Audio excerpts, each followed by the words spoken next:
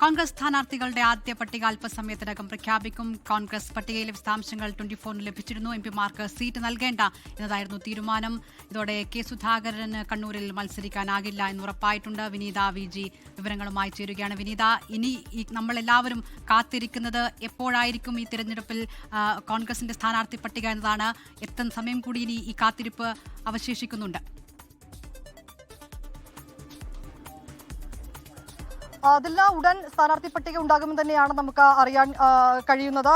അതുമായി ബന്ധപ്പെട്ടുകൊണ്ടുള്ള കോൺഗ്രസിന്റെ ഔദ്യോഗിക ഗ്രൂപ്പുകളിലേക്ക് അടക്കം അതുമായി ബന്ധപ്പെട്ടുകൊണ്ടുള്ള ഒരു ഇൻഫർമേഷൻ കൂടി ലഭ്യമായിട്ടുണ്ട്. സ്ഥാനാർത്ഥി പട്ടിക അല്പസമയത്തിനകം പ്രഖ്യാപിക്കുമെന്ന് തന്നെയാണ് അറിയാൻ കഴിയുന്നത്. നേരത്തെ ഇതുമായി ബന്ധപ്പെട്ടുകൊണ്ടുള്ള ചർച്ചകളൊക്കെ തന്നെ നേതാക്കൾ പൂർത്തിയാക്കിയിട്ടുണ്ടായിരുന്നു. 56 സ്ഥാനാർത്ഥികൾ ആദ്യഘട്ട പട്ടികയിൽ ഉണ്ടാകുമെന്ന് തന്നെയാണ് അറിയാൻ കഴിയുന്നത്. അതിൽ സിറ്റിംഗ് MLA അടക്കം ഉണ്ടാകും. ഒറ്റപ്പേരിലെത്തിയ മണ്ഡലങ്ങൾ, ഒപ്പം തന്നെ ഇതിനോടകം തന്നെ ചർച്ച ചെയ്ത് പ്രശ്നം പരിഹരിച്ച മണ്ഡലങ്ങൾ ഉൾപ്പെടെയുള്ളവയൊക്കെ ആയിരിക്കും ഈ ആദ്യഘട്ട പട്ടികയിൽ ഉണ്ടാവുക. അല്പസമയത്തിനകം തന്നെ പട്ടിക ഉണ്ടാകും. കോൺഗ്രസിനെ സംബന്ധിച്ചിടത്തോളം വലിയ ആശയക്കുഴപ്പവും ഒപ്പം തന്നെ ചില പ്രതിസന്ധിയിലൂടെയൊക്കെയാണ് ഈ സ്ഥാനാർത്ഥി നിർണ്ണയം ഉൾപ്പെടെയുള്ള കാര്യങ്ങൾ കടന്നുപോയത്. ഏറ്റവും പ്രധാനമെന്ന് പറയുന്നത് ഈ എംപിമാർ മത്സരിക്കുന്നത് ഉൾപ്പെടെയുള്ള കാര്യങ്ങളിലേക്കൊക്കെ തന്നെ ചർച്ചകൾ തുടരുന്നത് കൊണ്ടാണ് ഇത്തരത്തിലേക്കൊരു വൈകലുണ്ടാകും തന്നെയാണ് അറിയാൻ കഴിയുന്നത്. ഏതാണെങ്കിലും ആദ്യഘട്ട പട്ടിക അല്പസമയത്തിനകം ഉണ്ടാകും തന്നെയാണ് അറിയാൻ കഴിയുന്നത്. 56 സ്ഥാനാർത്ഥികളായിരിക്കും ആദ്യഘട്ട പട്ടികയിൽ ഉണ്ടാവുക. ഒരുപക്ഷെ പെരുമ്പാവൂർ ഉൾപ്പെടെയുള്ള ചില മണ്ഡലങ്ങൾ, പെരുമ്പാവൂർ പോലുള്ള ചില തർക്കം നിലനിൽക്കുന്ന മണ്ഡലങ്ങൾ ആദ്യഘട്ട പട്ടികയിൽ ഉണ്ടായേക്കില്ല എന്നുകൂടിയാണ് അറിയുന്നത്. ഏറെക്കുറെ ചർച്ച പൂർത്തിയാക്കിയ 31 മണ്ഡലങ്ങൾ, അത് നേരത്തെ തന്നെ കേന്ദ്ര തെരഞ്ഞെടുപ്പ് സമിതി അംഗീകാരം നൽകിയിട്ടുണ്ടായിരുന്നു. അതിനുശേഷം പിന്നീട് ഒരു 20-ലേറെ മണ്ഡലങ്ങൾ സംബന്ധിച്ചുകൊണ്ടുള്ള ചർച്ചകളൊക്കെയാണ് നടത്തിയിട്ടുണ്ടായിരുന്നത്. അതുമായി ബന്ധപ്പെട്ടുകൊണ്ടുള്ള അന്തിമ തീരുമാനം എത്തിയിരിക്കുന്നു. അങ്ങനെ ഏതാണ്ട് 56 മണ്ഡലങ്ങളിൽ ആദ്യഘട്ട പട്ടികയിൽ ഉണ്ടാകുമെന്ന് തന്നെയാണ് നമുക്ക് അറിയാൻ കഴിയുന്നത്. ഏതാണെങ്കിലും അല്പസമയത്തിനകം ആദ്യഘട്ട പട്ടിക പ്രതീക്ഷിക്കുന്നുണ്ട്. അതില്ല വനിതാ മുസ്ലിം ലീഗിന്റെ സ്ഥാനാർത്ഥി പട്ടിക വന്നു. കേരള കോൺഗ്രസ് ജോസഫ് അല്പസമയത്തിനകം സ്ഥാനാർത്ഥികളെ പ്രഖ്യാപിക്കും. കോൺഗ്രസിന്റെ സ്ഥാനാർത്ഥി പ്രഖ്യാപനത്തിന് കാത്തിരിക്കുകയാണ്. ഒരു വാർത്താ സമ്മേളനം വിളിച്ച് സ്ഥാനാർത്ഥികളെ പ്രഖ്യാപിക്കുമോ അതോ വാർത്താക്കുറിപ്പ് എന്ന നിലയിലേക്ക് ഒതുക്കുമോ ഈ പ്രഖ്യാപനം? അതില്ല, ഞാനിപ്പോൾ നിൽക്കുന്ന ഇന്ദിരാഭവനിൽ നേതാക്കളൊക്കെ തന്നെയുണ്ട്. അവർ മറ്റ് രണ്ടാം ഘട്ട സ്ഥാനാർത്ഥി നിർണ്ണയവുമായൊക്കെ ബന്ധപ്പെട്ടുകൊണ്ടുള്ള യോഗങ്ങൾ ഇവിടെ പുരോഗമിക്കുകയാണ്. ആദ്യഘട്ടത്തിൽ നിലവിൽ ഇതിന് സൂചിപ്പിച്ചതുപോലെ ഒരു വാർത്താക്കുറിപ്പ് അതുമായി ബന്ധപ്പെട്ട ഔദ്യോഗികമായി ഒരു അറിയിപ്പ് തന്നെയായിരിക്കും ഉണ്ടാവുക. ഒരു വാർത്താ സമ്മേളനത്തിലേക്ക് ആദ്യഘട്ടത്തിൽ കടക്കാനുള്ള ഒരു സാധ്യതയില്ല.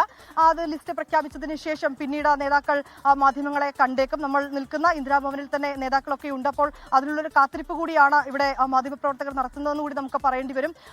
ഉച്ച മുതൽ തന്നെ നേതാക്കൾ ഇവിടെ എത്തിയിട്ടുണ്ട്, ഇന്ദിരാഭവനിൽ എത്തിയിട്ടുണ്ട്. രണ്ടാം ഘട്ട ചർച്ചകൾ പുരോഗമിക്കുകയാണ്. അതിനുശേഷം പിന്നീട് കേന്ദ്ര തെരഞ്ഞെടുപ്പ് സമിതി യോഗം ചേർന്ന പട്ടികയ്ക്ക് കൂടി അംഗീകാരം നൽകേണ്ടതായിട്ടുണ്ട്. ഏതാണെങ്കിലും എത്രയും വേഗം സ്ഥാനാർത്ഥി പ്രഖ്യാപനം നടത്തി തെരഞ്ഞെടുപ്പ് പ്രചരണത്തിലേക്ക് കൂടി കടക്കുക എന്നുള്ളത് തന്നെയാണ് കോൺഗ്രസ് ലക്ഷ്യം വെക്കുന്നത്. ഏതാണെങ്കിലും അല്പസമയത്തിനകം തന്നെ ആദ്യഘട്ട പട്ടികയുടെ പ്രഖ്യാപനം ഉണ്ടായേക്കും. ഇതില്ല വിനിത, കണ്ണൂരിൽ മത്സരിച്ചേ പറ്റൂ എന്നായിരുന്നു കെ സുധാകരന്റെ നിലപാട്. അദ്ദേഹം ആ നിലപാടിൽ ഉറച്ചു നിൽക്കുന്ന ചില പരസ്യ പ്രതികരണങ്ങളും കൂടെ നടത്തിയിരുന്നു. ഇപ്പോൾ ഏത് രീതിയിൽ അദ്ദേഹത്തെ അനുനയിപ്പിച്ചു എന്നാണ് മനസ്സിലാക്കുന്നത്?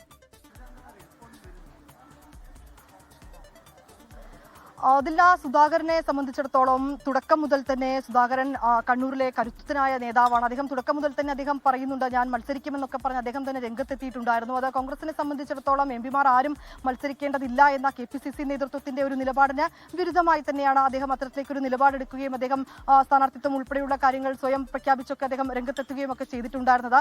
അതിന് പിന്നാലെ മറ്റു ചില അടൂർ പ്രകാശ് ഉൾപ്പെടെയുള്ള എംപിമാർ കൂടി മത്സരിക്കാനുള്ള സന്നദ്ധത അറിയിച്ചിട്ടുണ്ട്. പക്ഷേ ഈ കാര്യത്തിൽ തുടക്കം മുതൽ KPCC സ്വീകരിച്ചിരുന്ന ഒരു നിലപാട്, അതായത് എംപിമാർ ആരും മത്സരിക്കേണ്ടതില്ല, നേതൃത്വത്തെ വീണ്ടും ഒരു ഉപതെരഞ്ഞെടുപ്പിലേക്ക് അടക്കം തള്ളി വിട്ടുകൊണ്ട് ഒരു തെറ്റായ സന്ദേശം നൽകുന്ന ഉൾപ്പെടെയുള്ള കാര്യങ്ങളാണ് സംസ്ഥാന നേതൃത്വം ഇതുമായി ബന്ധപ്പെട്ട് മുന്നോട്ട് വെച്ചിട്ടുണ്ടായിരുന്നത്. അതേ നിലപാടിൽ തന്നെയാണ് അന്തിമഘട്ട ചർച്ചകളിലും നേതാക്കൾ ഉറച്ചു നിന്നതെന്ന് തന്നെയാണ് നമുക്ക് മനസ്സിലാക്കാൻ കഴിയുന്നത്. ഏറ്റവും പ്രധാനമെന്ന് പറയുന്നത് ഈ സംസ്ഥാന നേതൃത്വം സ്വീകരിച്ച നിലപാടിന് ഹൈക്കമാൻഡ് അംഗീകാരം കൂടി നൽകിയിട്ടുണ്ട്. ഒപ്പം തന്നെ സുധാകരനെ അനുനയിപ്പിക്കുന്നതിനുള്ള ശ്രമങ്ങൾ അത് കഴിഞ്ഞ കുറേ ദിവസമായി പുരോഗമിക്കുകയാണ്. ഇപ്പോഴും അത്തരത്തിലേക്കുള്ള അനുനയ ശ്രമങ്ങൾ തന്നെ തുടരുന്നുണ്ട്. അതേസമയം നിലപാടിൽ ഉറച്ചു തന്നെയാണ് അദ്ദേഹം ഉള്ളത്. പക്ഷേ ഒരു കടുത്ത തീരുമാനത്തിലേക്കോ അല്ലെങ്കിൽ നിലവിലെ രാഷ്ട്രീയ സാഹചര്യങ്ങളിൽ കോൺഗ്രസിനെ പ്രതിസന്ധിയിലാക്കിക്കൊണ്ടുള്ള ഒരു നീക്കമൊന്നും അദ്ദേഹത്തിന്റെ ഭാഗത്തു നിന്ന് ഉണ്ടാകില്ല എന്നൊരു ഉറപ്പ് നേതൃത്വത്തിനുണ്ട്. അതുകൊണ്ട് തന്നെ അദ്ദേഹവുമായുള്ള പ്രശ്നങ്ങൾ അത് രമ്യതയിൽ പരിഹരിച്ച് അദ്ദേഹത്തെ ഒപ്പം നിർത്തി മുന്നോട്ട് കൊണ്ടുപോകാൻ കഴിയുമെന്നുള്ളത് തന്നെയാണ് നേതാക്കളുടെ പ്രതീക്ഷ. ലോകത്തെവിടെയായാലും ഏത് സമയത്തും 24 വാർത്തകളും ഓഗ്മെന്റഡ് റിയാലിറ്റി പാക്കേജുകളും എക്സ്പ്ലെയിനറുകളും വിശദമായി കാണാൻ ഞങ്ങളുടെ യൂട്യൂബ് ചാനൽ നിങ്ങൾക്ക് സബ്സ്ക്രൈബ് ചെയ്യാം.